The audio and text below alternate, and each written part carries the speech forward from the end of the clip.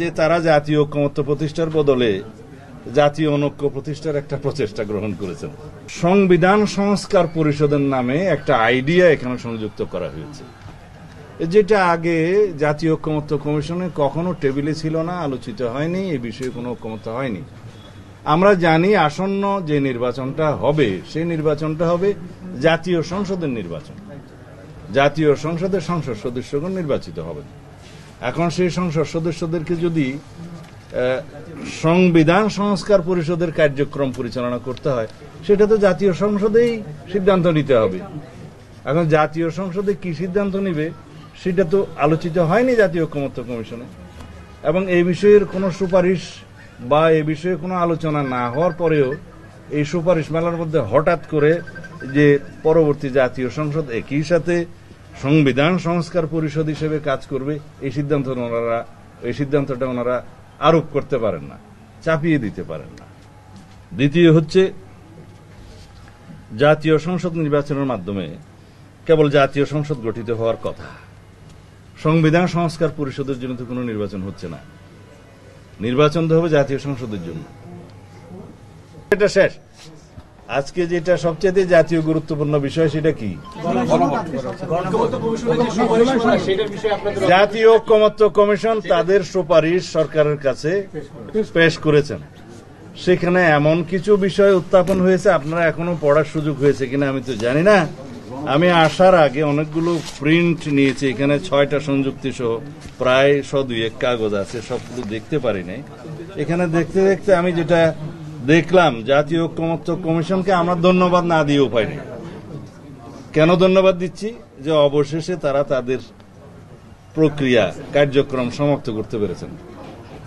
দ্বিতীয়বার ধন্যবাদ দিচ্ছি যে তারা জাতীয় ঐকমত্য প্রতিষ্ঠার বদলে জাতীয় অনৈক্য প্রতিষ্ঠার একটা প্রচেষ্টা গ্রহণ করেছেন।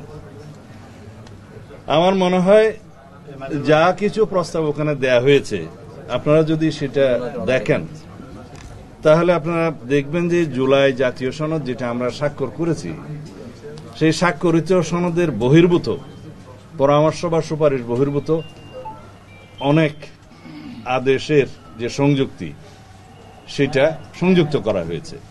জুলাই জাতীয় সনদ 84টি দফা সম্ভবত, সেখানে বিভিন্ন দফায় আমাদের এবং বিভিন্ন দলের কিছু ভিন্ন মত আছে, নোট অফ ডিসেন্ট আছে, সেটা পরিষ্কারভাবে সেখানে উল্লেখ করা আছে যে এই সমস্ত নোট অফ ডিসেন্টের বিষয়গুলো রাজনৈতিক দলসমূহ যারা দিয়েছে তারা যদি নিজেদের নির্বাচনী ইশতেহারে উল্লেখপূর্বক ম্যান্ডেট প্রাপ্ত হয় তাহলে তারা সেইভাবে সেটা বাস্তবায়ন করতে পারবেন।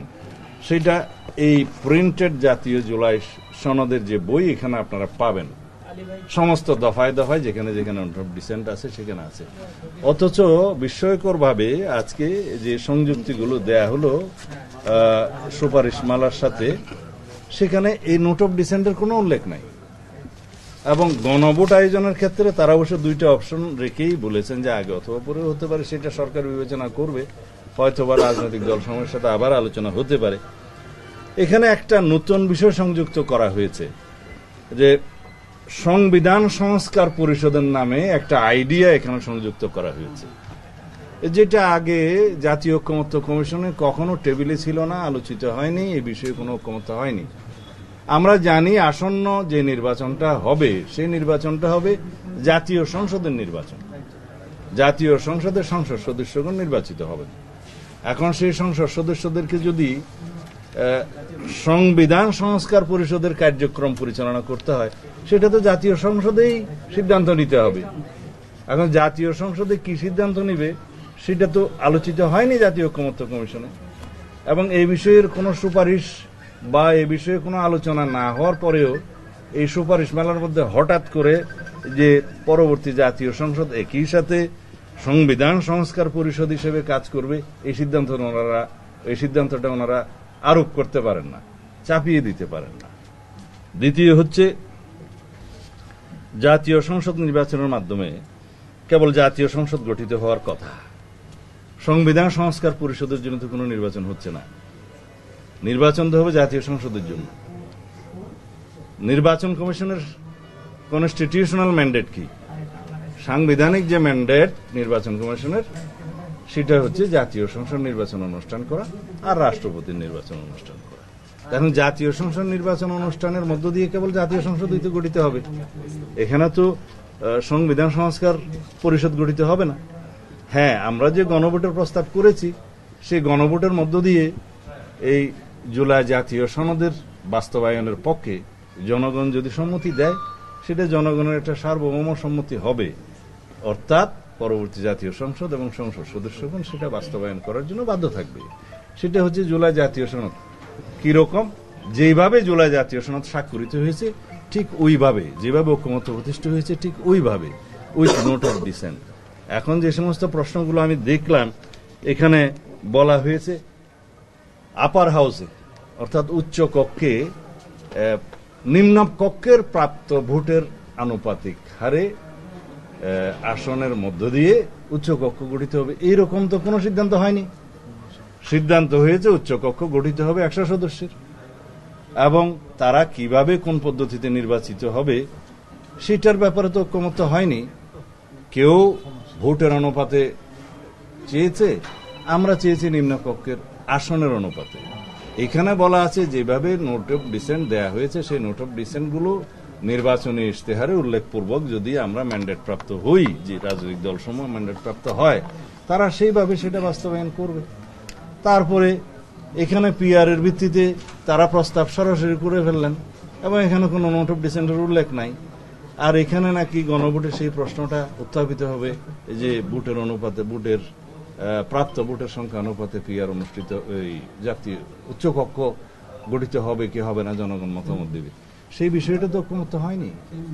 নোট অফ ডিসেন্ট আছে। আর দ্বিতীয় কথা হলো তাদের এখতিয়ারের বিষয়ে বলা আছে যে অর্থ বিল এবং আস্থা বিল বাদে, আস্থা ভোট বাদে সব বিষয়ে উচ্চকক্ষে উত্থাপন করা হবে। এখানেও কর্মপরিধি, কার্যপরিধি সংক্রান্ত নোট অফ ডিসেন্ট আছে যে উচ্চকক্ষ যেহেতু নির্বাচিত নয় সরাসরি, সেই ক্ষেত্রে সংবিধান সংশোধনী সহ অন্যান্য বিষয়গুলো তারা বিবেচনা করতে পারেন না। জনগণের সরাসরি নির্বাচিত প্রতিনিধি ছাড়া সংবিধান সংশোধনের এখতিয়ার কারো নেই। তো এই বিষয়গুলো আলোচিত হওয়ার পরেও, নোট অফ ডিসেন্ট থাকার পরেও তারা সরাসরি সংযুক্তিতে, এই আদেশের সংযুক্তিতে তারা রেখেছেন। এগুলো কোনোভাবে বিবেচনা করা যায় না। আরও এখানে আশ্চর্য হওয়ার বিষয় হচ্ছে যে তারা একটা টাইম লিমিট নির্ধারণ করে দিয়েছেন যে 270 দিন পঞ্জিকা দিন, মানে ক্যালেন্ডার ডেস এর মধ্যে এই সমস্ত সংস্কার প্রস্তাবগুলো গৃহীত না হলে অটোমেটিক সেটা সংবিধানে সংযুক্ত হবে। এটা একটা হাস্যস্কর ব্যাপার। সংবিধানের কোনো বিষয় সংশোধিত হওয়ার পরে এটা একটা আইন, সেই আইনটা পার্লামেন্টে যথাযথভাবে পাশ হওয়ার পরে যখন স্পিকার সই করে রাষ্ট্রপতির কাছে দিবেন, রাষ্ট্রপতি সই হওয়ার পরে সেটা তখন আইন হিসেবে পরিণত হবে, সেটা সংবিধান সংশোধন হোক বা অন্য আইন হোক। অটোমেটিক এটা পরীক্ষায় ওঠো পাশের মতো কোনো বিষয় তো সংবিধানে থাকতে পারে না। এগুলো কিভাবে সুপারিশে আসলো আমি জানি না। তাছাড়া এই তাদের সংযুক্তির গুলোর মধ্যে একটা কলামে আমি দেখলাম যে সমস্ত আর্টিকেলগুলো সংশোধিত হলে গণভোটের ব্যবস্থা আছে, সেই গণভোটের ব্যবস্থার মধ্যে সেটা পরবর্তীতে সংশোধন হওয়ার পরে গণভোট হইতে হবে। রাইটলি আটার্ড, ওখানে আমরা কয়েকটা প্রস্তাব দিয়েছিলাম, সেগুলো সংযুক্ত হয়েছে। কিন্তু এখানে তো এই সমস্ত ইটারনিটি ক্লজগুলো তো এখানে আছে, বেসিক ক্লজগুলো তো আছে, সেগুলো তো আমরা প্রস্তাব করেছি সংশোধনে নেওয়ার জন্য। তারপরে আর কোনো গণভোট লাগবে না, আর একটা জায়গায় প্রস্তাব করছে যে পরবর্তী কোনো পদক্ষেপ লাগবে না, অথচ একটা ক্লজে বলছে লাগবে, আর একটা সুপারিশের মধ্যে বলছে লাগবে না। এগুলো তারা কেন খেয়াল করে না আমি জানি না। সংবিধান তো রাষ্ট্রের সর্বোচ্চ আইন, এই আইনগুলো সংশোধনের ক্ষেত্রে এবং সুপারিশের ক্ষেত্রে সর্বোচ্চ সতর্কতা অবলম্বন করা উচিত। আরো অনেক বিষয় আছে, এখানে কয়েকশো পৃষ্ঠার সংযুক্তি আছে, এগুলো দেখে আমরা খুব শিগগির কালকে অথবা তার পরের দিন আমরা বিস্তারিত প্রেসের সাথে কথা বলবো। আশা করি বাস্তবায়ন আদেশ তৈরি করার ক্ষেত্রে আপনাদের সাথে কোনো আলোচনা হয়েছে? আলোচনা তো 4-5 দিন হয়েছে, কিন্তু যাহা আলোচনা করিলাম তাহা এখানে নাই।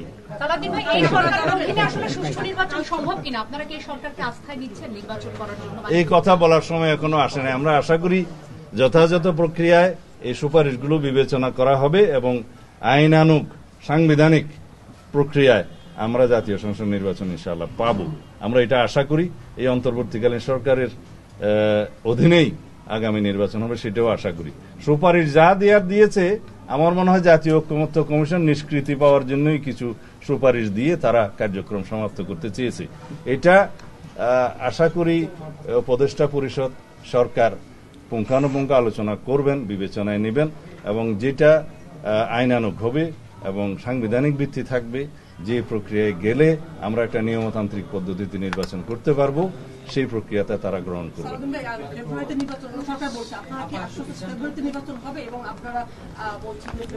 ফেব্রুয়ারিতে নির্বাচন হবে না এরকম কেউ বলেছে নাকি? কোন রাজনৈতিক দল বা অন্য কেউ?